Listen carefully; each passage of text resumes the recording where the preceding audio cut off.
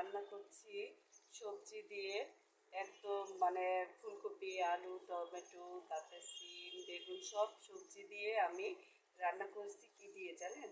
আমি রান্না করেছি 2 পিস মুরগির মাংস ছোট ছোট করে দিয়ে, তারপরে এভাবে সবজি রান্না করেছি। কেন?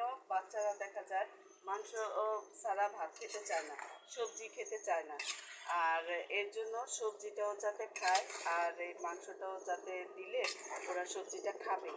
ঘরের ছোট বড় সবাই এটা পছন্দ করবে। এর জন্য আমি এভাবে রান্না করেছি। এই যে আমার তরকারিটা কিন্তু হয়ে গেছে, দেখেন।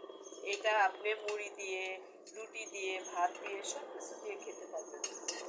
এই হলে এখন আমি এটাকে দিয়ে জিরা দিয়ে নামিয়ে ফেলব।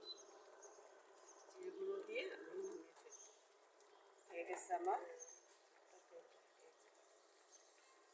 কেমন হলো আমার তরকারিটা? আপনারা এইভাবে বাচ্চাদেরকে সবজির সাথে একটু মাংস দিয়ে রান্না করে কিন্তু খাওয়াতে পারেন।